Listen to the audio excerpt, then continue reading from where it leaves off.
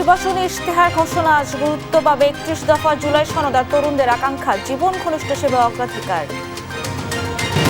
নির্বাচনে ভোট জালিয়াতির সুযোগ নেই বললেন মির্জা ফখরুল। জামায়াতের অনুসারীদের ফলাফল ঘুরিয়ে দিতে পারে আশঙ্কা আব্বাসের। ১২ ফেব্রুয়ারি মানুষ ফ্যাসিবাদকে লাল কার্ড দেখাবে বললেন জামায়াতের আমির। পেছনের ইতিহাস নিয়ে টানা হেঁচড়া না করা আহ্বান। নওগাঁর ৬টি আসনে প্রচার প্রচারণা তুঙ্গে। প্রার্থীরা দিচ্ছেন উন্নয়ন প্রতিশ্রুতি। কৃষি গবেষণাগার ধান আমের ন্যায্য দাম চান ভোটাররা। ওসমান হাদি হত্যার বিচার দাবিতে রাতভর যমুনার সামনে ইনকিলাব মঞ্চের নেতাকর্মীদের অবস্থান। জাতিসংঘকে তদন্তের প্রস্তাব দেবে সরকার। অনিয়ম দুর্নীতির আখড়া কুষ্টিয়া ভূমি অফিস। খারিজ রেকর্ড সংশোধনে দিতে হয় বাড়তি টাকা। কর্মকর্তা কর্মচারীদের কাছে জিম্মি সেবাগ্রহীতারা। এবং অ্যাপস্টেইন ইস্যুতে বড় সংকটে ব্রিটিশ প্রধানমন্ত্রী কিয়ার স্টারমার। দলের প্রভাবশালী নেতা ম্যান্ডেলসনের ঘনিষ্ঠতায় গলার কাটা বাড়ছে অভ্যন্তরীণ চাপ। সংবাদ সকালে দেখছিলেন সুপার বোর্ড সংবাদ শিরোনাম। সংবাদের পুরোটা সময় জুড়ে সঙ্গে আছি আমি সাবরিনা মজুমদার। এবারে বিস্তারিত। ত্রয়োদশ জাতীয় সংসদ নির্বাচনে আজ দলীয় ইশতেহার ঘোষণা করবে বিএনপি। রাজধানীর একটি হোটেলে এই ইশতেহার পাঠ করবেন দলের চেয়ারম্যান তারেক রহমান। ইশতেহারে দলের পূর্ব ঘোষিত ৩১ দফা জুলাই সনদ এবং তরুণ ভোটারের আকাঙ্ক্ষাকে সর্বোচ্চ গুরুত্ব দেওয়ার অঙ্গীকার থাকবে। ফ্যামিলি কার্ড, হেলথ কার্ড ও কৃষক কার্ডের মতো জনমুখী এবং জীবন ঘনিষ্ঠ সেবাগুলো বিশেষ অগ্রাধিকার পাবে। ফরুক বাবুর রিপোর্ট। নির্বাচনের মাঠে এবার মানুষের জীবনমান উন্নয়ন আর দেশকে অর্থনৈতিক মুক্তির প্রত্যয় নিয়ে হাজির হয়েছে বাংলাদেশ জাতীয়তাবাদী দল বিএনপি। দলটির স্বপ্ন সবার আগে বাংলাদেশকে গুরুত্ব দেয়া। সকলের নিরাপত্তা বিধানের জন্য যে বাংলাদেশ তৈরি করতে যাচ্ছেন। দ্রব্যমূল্যের চাপ, কর্মসংস্থানের সংকট আর ব্যয়ের অসামঞ্জস্যতা, এই বাস্তবতায় বিএনপির বার্তা স্পষ্ট। রাজনীতি হবে মানুষের জন্য, রাষ্ট্র চলবে জনগণের স্বার্থে। দলটির ঘোষণায় অগ্রাধিকার পাচ্ছে কর্মসংস্থান সৃষ্টি, উৎপাদন বাড়ানো, কৃষক শ্রমিকের ন্যায্য অধিকার আর মধ্যবিত্ত ও নিম্ন আয়ের মানুষের জীবন সহজ করা। প্রিয় ভাই বোনেরা, বিএনপির ভাষায় অর্থনৈতিক মুক্তি মানে শুধু প্রবৃদ্ধি নয়, অর্থনৈতিক ন্যায্যতা, সুযোগের সমতা আর রাষ্ট্রীয় সম্পদের সঠিক বন্টন। ইমাম সাহেব, খতিব সাহেব যারা আছেন, মুয়াজ্জিম সাহেব আছেন, তাদেরকে আমরা সম্মানী দিতে চাই সরকারের পক্ষ থেকে। ক্ষমতার কেন্দ্রে নয়, নীতির কেন্দ্রে মানুষ, এই দর্শন নিয়েই নির্বাচনের মাঠে বিএনপি। এবং আমার পরিবারের ইশতেহারে বিএনপি ঘোষিত ৩১ দফা জুলাই সনদ এবং তরুণ ভোটারের আকাঙ্ক্ষাকে সর্বোচ্চ গুরুত্ব দেয়া হচ্ছে। থাকছে নারী ও সংখ্যালঘুদের সম্পদ এবং নিরাপত্তা নিশ্চিতে ট্রাইব্যুনাল গঠনে আইনি সুরক্ষার পরিকল্পনার কথা। আমরা চাই মা বোনেরা সহ শিশুরা যেন ঘরে বসে চিকিৎসা পেতে পারে। এছাড়া ইশতেহারে গণতন্ত্র পুনরুদ্ধার, বিচার বিভাগের স্বাধীনতা, প্রশাসন বিকেন্দ্রীকরণ, মানবাধিকার রক্ষা, দুর্নীতি বিরোধী কাঠামো শক্তিশালীকরণের পাশাপাশি অর্থনীতি এবং পররাষ্ট্রনীতির ক্ষেত্রে বিশেষ প্রতিশ্রুতি। কারা কারা চান যে বিএনপি এই কাজগুলো করুক? যুক্তরাজ্যের আদলে বাংলাদেশে ক্রিয়েটিভ ইকোনমি তৈরির পরিকল্পনা ও নির্বাচন হলে 18 মাসে 1 কোটি মানুষের কর্মসংস্থানের বিষয়টিকে রাজনৈতিক অঙ্গীকার হিসেবে রাখছে বিএনপি। 18 থেকে 33 বছর বয়সী প্রায় 4.5 কোটি তরুণ তরুণীর কর্মসংস্থান, কারিগরি দক্ষতা বৃদ্ধি ও বেকার ভাতার মতো পরিকল্পনাও থাকছে। প্রতিষ্ঠান তৈরি করার মাধ্যমে আরও মানুষকে কর্মসংস্থানের ব্যবস্থা করা যায়। কৃষককে গুরুত্ব দিয়ে ইশতেহারে কৃষি উপকরণের দাম কমানো, ন্যায্য মূল্য নিশ্চিত, কৃষি ঋণ সহজীকরণ এবং ধান চাল কেনার স্বচ্ছ ব্যবস্থার অঙ্গীকারও থাকবে। বিএনপি সরকার গঠনে সক্ষম হলে আমরা ধীরে ধীরে বাংলাদেশের সকল কৃষকের কাছে কৃষক কার্ড নামে একটি কার্ড পৌঁছে দিতে চাই। নারী নিরাপত্তা ব্যবস্থা, কর্মক্ষেত্রে সমান সুযোগ, নারী উদ্যোক্তা তহবিল গঠন, মাতৃত্বকালীন ভাতা বৃদ্ধি এবং সহিংসতা প্রতিরোধে দ্রুত বিচার ট্রাইব্যুনাল গঠনের বিষয়গুলো ইশতেহারের অংশ হচ্ছে। গ্রামগঞ্জ সহ সকল পরিবারের নারীদের কাছে আমরা ফ্যামিলি কার্ড পৌঁছে দিতে চাই। সবার আগে বাংলাদেশ, সেই বাংলাদেশের কেন্দ্রে মানুষ, মানুষের জীবনমান আর অর্থনৈতিক মুক্তির স্বপ্ন বাস্তবায়নে ধানের শীষের প্রতীক হাতছানি দিচ্ছে। আমার একটা জিজ্ঞাসা আছে আপনাদের কাছে। ফরুক বাবু, দেশ টিভি, ঢাকা। জীবনমান উন্নয়নে ঐক্যবদ্ধ থাকতে হবে উল্লেখ করে সনাতন ধর্মাবলম্বীদের নির্ভয়ে ভোট দেওয়ার আহ্বান জানিয়েছেন বিএনপি মহাসচিব মির্জা ফখরুল ইসলাম আলমগীর। স্বৈরাচারের ফিরে আসা ঠেকাতে বাংলাদেশের পক্ষের শক্তিকে জয়ী করার আহ্বান জানান দলটির স্থায়ী কমিটির সদস্য সালাউদ্দিন আহমদ। আর মির্জা আব্বাসের আশঙ্কা, প্রশাসনে থাকা জামায়াতের অনুসারীরা ভোটের ফলাফল ঘুরিয়ে দিতে পারে। সাইফুল রিপনের রিপোর্ট। জাতীয় নির্বাচনে নিজ এলাকায় প্রচারণায় ব্যস্ত বিএনপি মহাসচিব মির্জা ফখরুল ইসলাম আলমগীর। বৃহস্পতিবার দুপুরে ঠাকুরগাঁও সদর উপজেলার ফারাবাড়ি উচ্চ বিদ্যালয় মাঠে নির্বাচনী পথসভায় সনাতন ধর্মাবলম্বীদের নির্ভয়ে ভোট দেওয়ার আহ্বান জানান তিনি। বলেন, এলাকার উন্নয়নে সবাইকে একসাথে কাজ করতে হবে। কে আপনাদেরকে হামলা করতেছে, কে আপনাদের আটকাচ্ছে, এটা আমরা দেখব। আমাদের শরীরে এক বিন্দু রক্ত থাকতে আপনাদের কোনো ক্ষতি আমরা হতে দেব না, এই রাষ্ট্র দেবে না। কক্সবাজারের পেকুয়া শিলখালী উচ্চ বিদ্যালয় মাঠে মহিলা সমাবেশে বক্তব্য রাখেন বিএনপির স্থায়ী কমিটির সদস্য সালাউদ্দিন আহমদ। বলেন, কারো সমালোচনা না করে দেশকে এগিয়ে নিতে চায় বিএনপি। কোন স্বৈরাচারের উৎপাত হোক সেটা আপনারা চান, তাহলে বাংলাদেশে গণতন্ত্রের পক্ষের শক্তিকে ভোট দিতে হবে ইনশাআল্লাহ, এবং সেই গণতন্ত্রের পক্ষের শক্তি হচ্ছে বিএনপি। এদিকে রাজধানীর বিভিন্ন এলাকায় নির্বাচনী প্রচারণায় ব্যস্ত দিন কাটান বিএনপি প্রার্থীরা।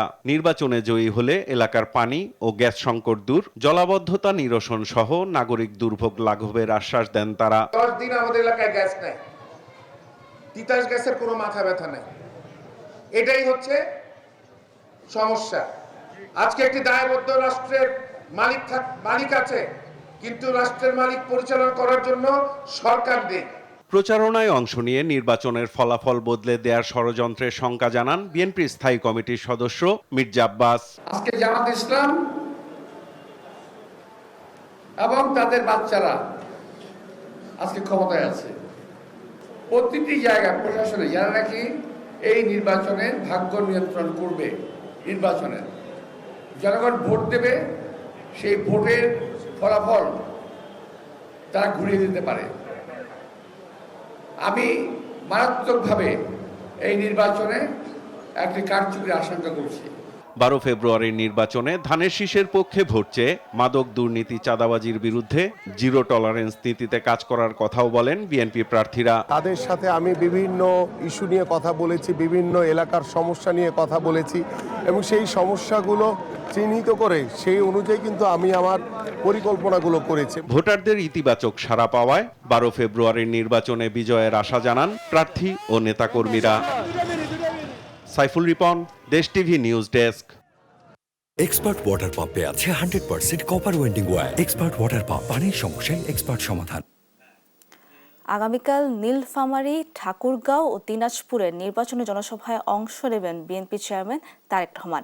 দিনাজপুরের পরিস্থিতি জানাতে আমাদের সাথে সরাসরি যোগ দিচ্ছেন আমাদের সহকর্মী হারুনুর রশিদ। হারুন, জানাবেন, যেহেতু কালকে জনসভায় যাবেন তারেক রহমান, সেই জনসভা সফল করতে প্রস্তুতি কি দেখতে পাচ্ছেন এবং নিরাপত্তা ব্যবস্থা কি নেওয়া হচ্ছে জানাবেন আমাদের। জি, ধন্যবাদ। দিনাজপুরে আগামী কাল বিকেল 2:30 কিন্তু জাতীয়তাবাদী বিএনপি দলের যে চেয়ারম্যান তারেক রহমান কিন্তু প্রায় 2 যুগ পর এই দিনাজপুরে তার যে নানি বাড়ি সেখানে কিন্তু তিনি আসছেন, এবং দিনাজপুর জেলার বিরামপুর উপজেলার সরকারি কলেজ মাঠে কিন্তু তিনি জনসভায় অংশগ্রহণ করবেন। এখানে স্থায়ী কমিটির সদস্য ডক্টর জাহিদ, তিনি 6 আসনে ইলেকশন করছেন ধানের শীষ মার্কা, এবং তার আমন্ত্রণেই নির্বাচনী জনসভার অংশ হিসেবে তিনি কিন্তু এখানে অংশগ্রহণ করবেন জনসভায়, এবং সেখানে তিনি প্রধান অতিথি হিসেবে বক্তব্য রাখবেন। তো আমরা দেখানোর চেষ্টা করব যে এখানকার যে তারেক রহমান আশাকে কেন্দ্র করে যে প্রস্তুতি এখানকে নিয়েছে এখানকার বিএনপি এবং প্রশাসন, সেই বিষয়গুলো আপনাদের একটু দেখানোর চেষ্টা করবো। তো এখানে এই মুহূর্তে মঞ্চটা তৈরি কাজ চলছে।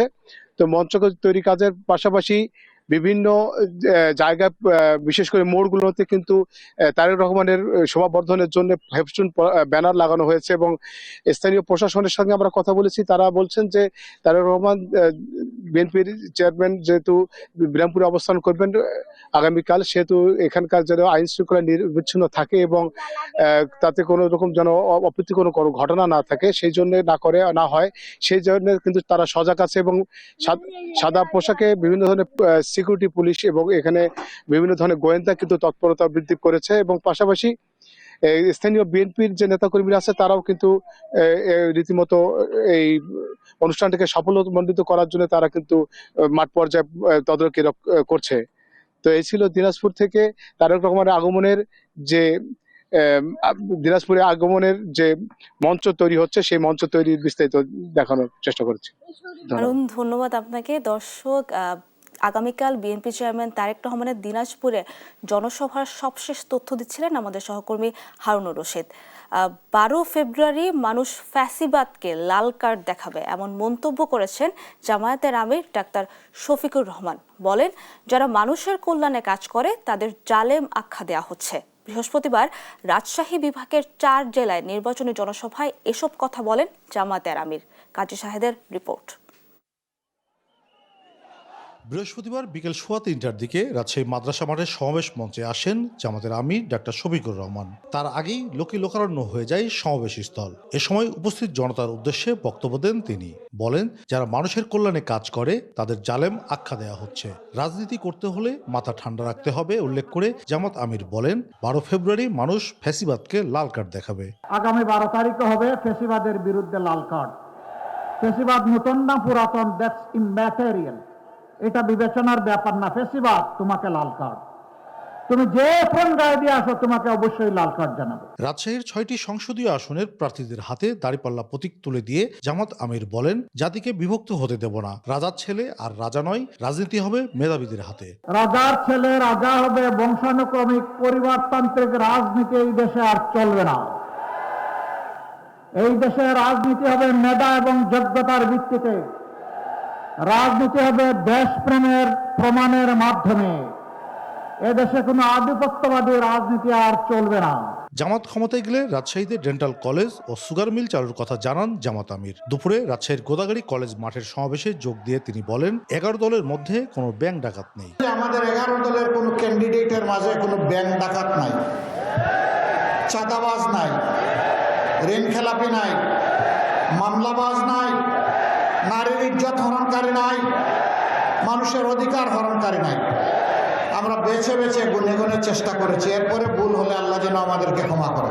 পরে নাটোরের নবাব সিরাজউদ্দৌলা সরকারি কলেজ মাঠে জনসভায় যোগ দেন জামাত আমির। বলেন, পেছনের ইতিহাস নিয়ে আর টানা হেচড়া চলবে না।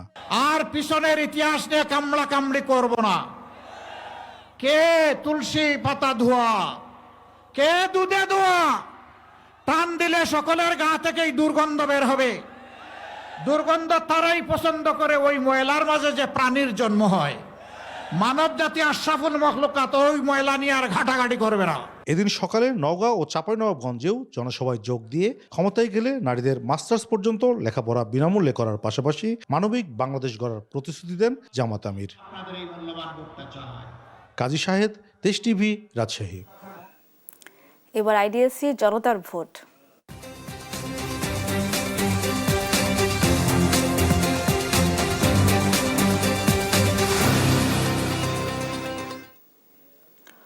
উত্তরাঞ্চলের শস্য ভাণ্ডার নওগাঁর 6টি আসনে প্রচারণা তুঙ্গে।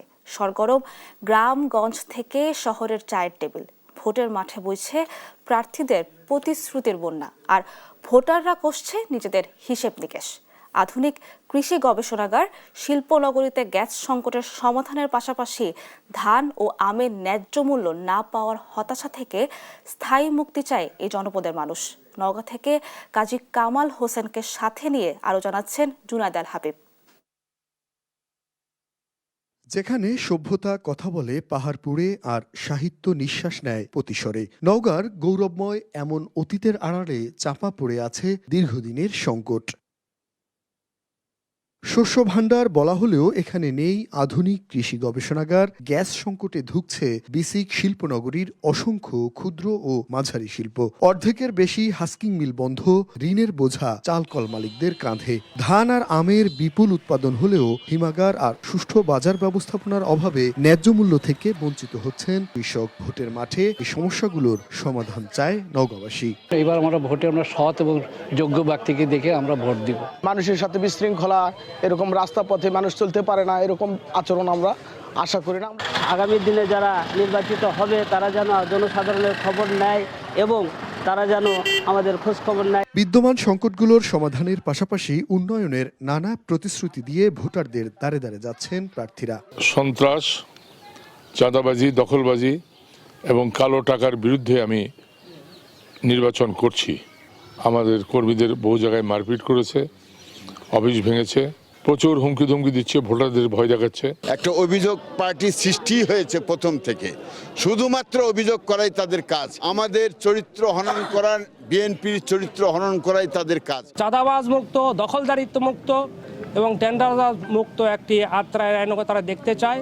11টি উপজেলা, 3টি পৌরসভা নিয়ে গঠিত নওগাঁর 6টি সংসদীয় আসনে এবার মোট ভোটার 23,29,592 জন। পাহাড়পুর থেকে প্রতিশর নওগাঁর প্রতিটি জনপদে ছড়িয়ে ছিটিয়ে আছে হাজার বছরের ইতিহাস আর ঐতিহ্য। অথচ মানসম্মত আবাসন আর আধুনিক সুযোগ সুবিধার অভাবে এই পর্যটন সম্ভাবনা এখনও পুরোপুরি কাজে লাগানো যায়নি। সংশ্লিষ্টরা বলছেন, সংস্কার, সংরক্ষণ আর পর্যটন বান্ধব পরিবেশ নিশ্চিত করা গেলে নওগাঁ উত্তরবঙ্গের অর্থনীতিতে যুক্ত করতে পারে নতুন গতি। নওগাঁর পাহাড়পুর বৌদ্ধবিহার থেকে জুনায়েদ আল হাবিব, দেশ টিভি। জয়পুরহাট 2 আসনে ত্রয়োদশ জাতীয় সংসদ নির্বাচনের প্রচারে সকাল থেকে রাত পর্যন্ত উন্নয়নের জমে উঠেছে। জয়পুরহাট 2 আসনে ত্রয়োদশ জাতীয় সংসদ নির্বাচনের প্রচার সকাল থেকে রাত পর্যন্ত উন্নয়নের ফুলঝুরি দিয়ে ভোটারদের মন জয়ের চেষ্টায় ব্যস্ত প্রার্থীরা। বিএনপির দুর্গ এই আসনটিতে এবার লড়াই হবে বিএনপি ও জামায়াতের মধ্যে। সৎ, যোগ্য ও ভোটারদের সুখে দুঃখে পাশে থাকবেন এমন প্রার্থীকে নির্বাচিত করতে চান সাধারণ ভোটাররা। সহকর্মী রেজাউল করির রিপোর্ট জানাচ্ছেন সুপ্রিয়া তৃষা। জয়পুরহাটের কালাই, খেতলাল ও আক্কেলপুর উপজেলা নিয়ে গঠিত জয়পুরহাট 2 আসন। এ আসনে মোট ভোটার 3,51,572 জন। এর মধ্যে পুরুষ 1,74,177 জন, নারী 1,77,393 এবং তৃতীয় লিঙ্গ 2 জন। কৃষি নির্ভর এ আসনটিতে বিএনপির হয়ে লড়ছেন ঢাকা জেলার সাবেক জেলা প্রশাসক ও সরকারের সাবেক সচিব আব্দুল বারী। আর দাঁড়িপাল্লার প্রার্থী রয়েছেন জেলা জামায়াতের সহকারী সেক্রেটারি রাশেদুল আলম সবুজ। এবি পার্টির প্রার্থী সম্প্রতি জামায়াতের প্রার্থীকে সমর্থন দিয়ে নির্বাচন থেকে সরে দাঁড়ান। এ কারণেই ভোটের লড়াই হবে বিএনপি ও জামায়াতের প্রার্থীর। আমি এবারে নতুন ভোটার, খুব আনন্দ মনে নিয়ে ভোট দেবো আজকে এবারে। তো আমি এই জাতীয় সংসদ নির্বাচনে এমন একজনকে ভোট দিতে চাই, সে যেন দেশের উন্নয়ন করবে, আমার এলাকার উন্নয়ন করবে, গরিব দুঃখী মানুষের পাশে থাকবে। বিগত সময়ে যারা শাসন করে গেছেন তাদের চাইতে শাসন ভালো চাই এবং সুষ্ঠু সুন্দর বাংলাদেশ চাই। এলাকার উন্নয়ন যে প্রার্থী করবে তাকে আমরা ভোট দেব, আমরা সাধারণ ভোটার। বিএনপির এ আসনটি ফেরাতে চায় নেতাকর্মীরা, আর সাংগঠনিক ভিত শক্তিশালী করায় কাজে লাগিয়ে জিততে চায় জামায়াতও। দুই দলের প্রার্থীরা চষে বেড়াচ্ছেন মাঠঘাট, ভোটারদের দিচ্ছেন প্রতিশ্রুতির ফুলঝুরি। স্বাস্থ্য ব্যবস্থা নিশ্চিত করা হবে সকলের জন্য, কৃষকদের জন্য। কৃষি প্রধান এলাকা এটি, সেখানে সার সহ অন্যান্য জিনিসগুলো সহজলভ্য করা হবে। কৃষকদের উন্নয়নের জন্য আরও অনেক কাজ করা হবে। জনগণের কাছে যাচ্ছি, ভোটারদের ব্যাপক সাড়া আছে। ভোটারবৃন্দ বিগত দিনের ফাঁসিবাদ মুক্ত এবং বৈষম্যমুক্ত একটি বাংলাদেশ দেখতে চাই। সেই জন্য এই পরিবর্তনের জন্য জামাতকে বেছে নিতে চাই, জামাতের ভিতরে আস্থা আছে। ভোট অবাধ, সুষ্ঠু ও নিরপেক্ষ করতে সব ধরনের প্রস্তুতি নিয়েছে নির্বাচন কমিশন। নির্বাচনের তফসিল ঘোষণার পর থেকে এক্সিকিউটিভ ম্যাজিস্ট্রেট এবং জুডিশিয়াল ম্যাজিস্ট্রেট তারা আচরণবিধি প্রতিপালন সংক্রান্ত কার্যক্রম পরিচালনা করছেন। পাশাপাশি সরকারের বিভিন্ন দপ্তরের যেসব বাহিনী আছেন তারাও এখানে কাজ করছেন। সুষ্ঠু ভোটের মাধ্যমে যোগ্য ব্যক্তি নির্বাচিত হবেন এমন প্রত্যাশা ভোটারদের। সুপ্রিয়া তৃষা, নিউজ ডেস্ক, দেশ টিভি। শহীদ শরীফ ওসমান হাদি হত্যার বিচারের দাবিতে প্রধান উপদেষ্টার বাসভবন যমুনার সামনে রাতভর বিক্ষোভ করছেন হাদির স্ত্রী ও ইনকিলাব মঞ্চের সদস্য সচিব জাবির সহ সংগঠনটির সদস্যরা। তাদের দাবি, জাতিসংঘের অধীনে এই হত্যার তদন্তের জন্য উদ্যোগ নিতে হবে সরকারকে। রাতেই প্রধান উপদেষ্টা প্রেস সচিব শফিকুল আলম জানান, হাদি হত্যার তদন্তে জাতিসংঘকে প্রস্তাব দিয়েছে, সিদ্ধান্ত নিয়েছে অন্তর্বর্তী সরকার। বিস্তারিত আলিমুজ্জামান সাফওয়ানের রিপোর্ট। বৃহস্পতিবার সন্ধ্যায় শহীদ শরীফ ওসমান হাদি হত্যার বিচার দাবিতে প্রধান উপদেষ্টার বাসভবনের গেটে অবস্থান নিয়ে বিক্ষোভ করেন হাদির স্ত্রী ও ইনকিলাব মঞ্চের সদস্য সচিব জাবির সহ সংগঠনটির সদস্যরা। এদিকে অবস্থান কর্মসূচিতে অংশ নিতে ইনকিলাব মঞ্চের নেতাকর্মীরা যমুনার দিকে যাওয়ার পথে পুলিশের বাধার সম্মুখীন হন। এক পর্যায়ে প্রধান উপদেষ্টার বাসভবনে প্রবেশের সমস্ত সড়ক বন্ধ করে দেয় পুলিশ। পরে তারা হোটেল ইন্টারকন্টিনেন্টালের সামনের সড়কে অবস্থান নিয়ে ওসমান হাদি হত্যার বিচারের দাবিতে স্লোগান দিতে থাকে। ওসমান হাদি হত্যার বিচার সরকার প্রলম্বিত করছে বলে অভিযোগ করেন ইনকিলাব মঞ্চের নেতারা। রক্তের উপরে দিয়ে নির্বাচনের মাধ্যমে বাংলাদেশের সরকার প্রতিষ্ঠিত হোক, যেখানে ইন্টারিম ফেইল করবে রীতিনীতি যদি হাদি ভাইয়ের হত্যার বিচার না করা হয়। আজকে যদি এই বাংলাদেশে হাদি ভাই হত্যার বিচার না হয়, আগামীকাল আপনি মরবো, আমি মরবো, এর বিচার কে করবে? এই সরকারকে এই নিশ্চয়তা দিতে পারে? ততক্ষণ পর্যন্ত ডক্টর ইউনূস নিজে এসে আশ্বস্ত না করবে যে আমাদের দাবি অনুযায়ী জাতিসংঘের তত্ত্বাবধানেই এই তদন্ত সম্পন্ন হবে, তার আগ পর্যন্ত আমরা আমাদের এই অবস্থান কর্মসূচি চালিয়ে যাব। নির্বাচনের আগেই ইনকিলাব মঞ্চের মুখপাত্র শরীফ ওসমান হাদি হত্যার বিচার দাবি করেন তার স্বজন ও অনুসারীরা। জানান, যতক্ষণ পর্যন্ত প্রধান উপদেষ্টা বিচারের বিষয়ে স্পষ্ট কোনো বার্তা না দিবে ততক্ষণ পর্যন্ত এই অবস্থান কর্মসূচি চলতে থাকবে। বলেন, সরকার যদি জাতিসংঘে হাদি হত্যার তদন্তের জন্য অনুরোধ না জানায় তবে এই বিক্ষোভ অব্যাহত থাকবে। মানে আমরা কোনো আইন উপদেষ্টা, স্বরাষ্ট্র উপদেষ্টাকে বিশ্বাস করি না। চিঠি যে লিখবে সেই চিঠি আপনারা পড়তে হবে যে এই চিঠিতে সে কি লিখছে, আমাদের দেখাইতে হবে এই চিঠিতে সে কি লিখছে, নয়তো আমরা কোনোদিন জানবই না যে জাতিসংঘ কেন এই চিঠি ফেরত দিছে অথবা জাতিসংঘ কেন এই চিঠি গ্রহণ করছে। এটাকে নিয়ে কোনো ধরনের আড়াল করবার যদি চেষ্টা করা হয়, আগামীকাল তো শুক্রবার, এই শুক্রবারে এখানে জনসমুদ্রে পরিণত হবে। এদিকে রাতেই নিজের ফেসবুক স্ট্যাটাসে প্রধান উপদেষ্টার প্রেস সচিব জানান, ওসমান হাদি হত্যার তদন্তে জাতিসংঘকে প্রস্তাব দেওয়ার সিদ্ধান্ত নিয়েছে অন্তর্বর্তী সরকার। আলিমুজ্জামান সাফওয়ান, দেশ টিভি, ঢাকা। সাভারে বদলে গেছে ভোটের আমেজ। শেষ মুহূর্তে জোটের প্রার্থীকে সমর্থন দিয়ে জামায়াত প্রার্থী প্রত্যাহার করায় অনেকটা নির্ভর বিএনপি। অন্যদিকে জোটের এমন সিদ্ধান্তে দ্বিধাগ্রস্ত শরিক দলগুলোর ভোটাররা। সব মিলিয়ে উত্তাপ ঢাকা 19 আসনের ভোটের মাঠে। সহকর্মী দেওয়ান ইমনের রিপোর্ট। সাভার আশুলিয়া নিয়ে গঠিত সংসদীয় আসন ঢাকা 19। বিগত 3টি নির্বাচনে নানা কৌশলে বিএনপির দুর্গ দখলে নেয় বর্তমান কার্যক্রম নিষিদ্ধ আওয়ামী লীগ। এই আসনে এবার ধানের শীষ প্রতীক নিয়ে লড়ছেন বিএনপির প্রার্থী ডাক্তার দেওয়ান মোহাম্মদ সালাউদ্দিন। জয়ের ব্যাপারে শতভাগ আশাবাদী তিনি। যে ভোটই চায় না, এলাকার মানুষের সাথে দেখা সাক্ষাৎ করে না, তাকে মানুষ গোপনে ভোট দিয়ে দিবে, এটা আমি বিশ্বাস করি না। আমি আশাবাদী যে জনগণ আমার দিকে তাকিয়ে আছে, ইনশাল্লাহ আমাকে ধানের শীষে ভোট দিয়ে বিজয়ী করবে সাভারে এই এলাকা উন্নয়নের স্বার্থে। প্রতিদ্বন্দ্বী অপর 7 প্রার্থীর মধ্যে উল্লেখ করার মতো বিএনপির বিপরীতে রয়েছেন এনসিপির যুগ্ম মুখ্য সমন্বয়ক দিলশানা পারুল। অস্ট্রেলিয়া প্রবাসী পারুলকে সমর্থন জানিয়ে মাঠ ছেড়েছেন দীর্ঘদিন ধরে মাঠ চষে বেড়ানো জামায়াত প্রার্থী আফজাল হোসাইন, যে কারণে দ্বিধাগ্রস্ত জামায়াতের একাংশ সহ শরিক দলগুলোর ভোটাররা। আশুলিয়া এবং সাভারবাসীর অসাধারণ সাড়া পাচ্ছি, বিশেষ করে আমাদের নারী ভোটার যারা আছে। জনগণ এখন আসলে মার্কা মারিয়া ভোট দিচ্ছে না, মার্কা দেখে জনগণ দেখছে কে যোগ্য প্রার্থী, কে দক্ষ প্রার্থী। এই আসনে বিএনপি এনসিপি ছাড়াও ভোট যুদ্ধে লড়ছেন জাতীয় পার্টির বাহাদুর ইসলাম ইমতিয়াজ, গণ অধিকার পরিষদের অ্যাডভোকেট শেখ শওকত হোসেন, ইসলামী আন্দোলনের মোহাম্মদ ফারুক খান, ন্যাশনাল পিপলস পার্টির ইসরাফিল হোসেন সাভারি। স্বতন্ত্র পদে লড়ছেন লিবারেল ডেমোক্রেটিক পার্টি থেকে সদ্য বহিষ্কৃত সাবেক সেনা কর্মকর্তা চৌধুরী হাসান সরওয়ার্দী ও বাংলাদেশ মুসলিম লীগের মোহাম্মদ কামরুল। একদম প্রান্তিক লেভেলের জনগণ, যারা নিরীহ, যারা সাধারণ মানুষ, তারা এই ছাত্র জনতার দল গণ অধিকার পরিষদকে তারা পছন্দ করছে এবং তারা পরিবর্তন চাচ্ছে এবং সেই পরিবর্তনে আমাদেরকে তারা পছন্দ করছে এবং আমাদেরকে তারা ভোট দিবে। সাভারের একাংশ ও আশুলিয়া মিলিয়ে দেশের দ্বিতীয় বৃহত্তম ঢাকা 19 আসনে এবার মোট ভোটার সংখ্যা 7,47,070 জন। দেওয়ানিমন, দেশ টিভি, সাভার।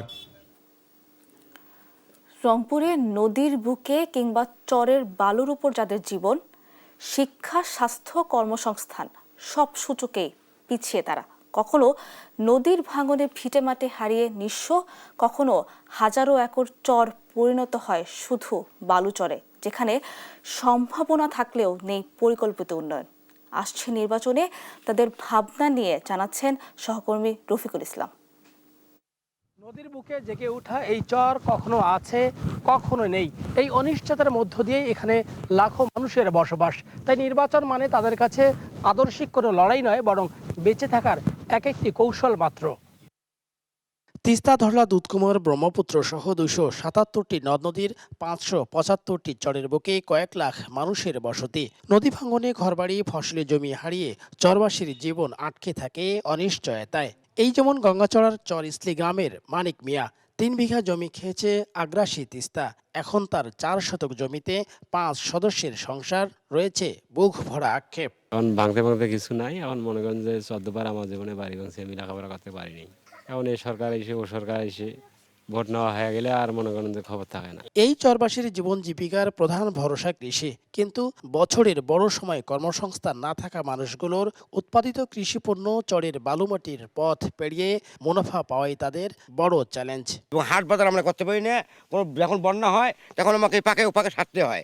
আমরা বন্যার জন্য কোনো সময়টা খাইতেও পারি না। বাবা বিরোধী কারণের কথা আমরা কল পাই না। ওগুলো মনে করেন খবর আমারটা নাই, আমরা পাইও না, আমরা ওগুলো খবর করি না। আমাদের এলাকায় যে সমস্যাগুলো আছে এগুলো সমাধান করবে এরকম একজন প্রার্থী চাই। বর্ষা মৌসুমে চর কার্যত হয়ে পড়ে বিচ্ছিন্ন। নেই টেকসই সড়ক, অনিয়মিত বিদ্যুৎ, শিক্ষা, স্বাস্থ্য, ব্যবসা এবং সামাজিক নিরাপত্তা কর্মসূচিতে অন্তর্ভুক্ত হতে পাড়ি দিতে হয় দীর্ঘ পথ।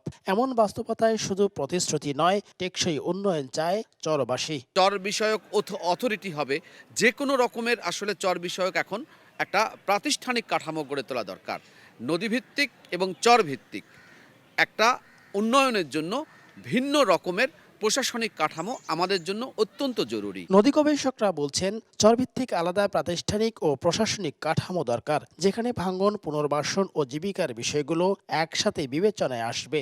আসন্ন নির্বাচনে সেই দাবি স্পষ্টভাবে থাকতে হবে রাজনৈতিক দলগুলোর ইশতেহারে। জাতীয় রাজনীতির আদর্শ, ইশতেহার বা বিতর্ক কোনোটি প্রভাব ফেলে না চরাঞ্চলে, বরং তারা ব্যক্তিকেই বেশি গুরুত্ব দেন। তাই চরাঞ্চলের ভোটের বাক্স ক্ষমতা বদলের প্রতীক নয়, বরং নদীর সঙ্গে টিকে থাকাই তাদের বড় চ্যালেঞ্জ। রফিকুল ইসলাম, দেশ টিভি, গঙ্গাচড়া, রংপুর। খরচ বাঁচে 65% পর্যন্ত। ওয়ালটন বিএলডিসি ফ্যান ছড়ায় স্বস্তির সবুজ হাওয়া। অনিয়ম আর দুর্নীতির আখড়ায় পরিণত হয়েছে কুষ্টিয়া ভূমি অফিস। নাম খারিজ, রেকর্ড সংশোধনের মতো কাজে ঘুরতে হয় দিনের পর দিন, ধাপে ধাপে দিতে হয় টাকাও। কর্মকর্তা কর্মচারীদের স্বেচ্ছাচারিতায় জিম্মি সেবাগ্রহীরা। নাহিদ হাসান তিতাসের রিপোর্ট। কুষ্টিয়া সদর ভূমি অফিস, দেওয়ালে দেওয়ালে টাঙানো দুর্নীতি ও দালালের বিরুদ্ধে প্রতিবাদী ভাষা। তবে কি দুর্নীতি ও হয়রানি মুক্ত এই অফিস? পোড়াদহ এলাকার বাসিন্দা সদর উদ্দিন এক বুক হতাশা নিয়ে বসে আছেন কুষ্টিয়া সদর ভূমি অফিসের বারান্দায়। এই অফিসে 2 বছর ধরে ঘুরছেন জমির রেকর্ড সংশোধনের জন্য। করেছেন খরচও, বারবার পড়েছে তারিখ, হয়নি কাজ। আজকে আসলাম 15 দিন পর আসো, 15 দিন পর আসলাম 1 মাস পরে আসো, 1 মাস পর আসলাম আবার 25 দিন পরে আসো। এইভাবে 2 বছর ঘুরছি। দেখেন 7 তারিখে ডেট ছিল, এই ডেটে আজ ডেট নিতে আসি, বললাম নির্বাচনের পরে আসো, ডেট নিয়ে যাবা। একই অবস্থা শান্তিডাঙ্গা এলাকার আবু জাফরেরও। রেকর্ড সংশোধনের জন্য ঘুরছেন মাসখানিক। এ অফিসের সব সেবাগ্রহীদেরই একই হাল। কাজের জন্য ঘুরতে হয় দিনের পর দিন, ধাপে ধাপে দিতে হয় টাকাও। মিস কেসের কপিটাই আমি আজ 1 মাস ধরে ঘুরছি, 15-20 দিন হয়ে গেল, 1 মাস না অবশ্য 15-20 দিন হয়ে গেল আমি আসা করছি।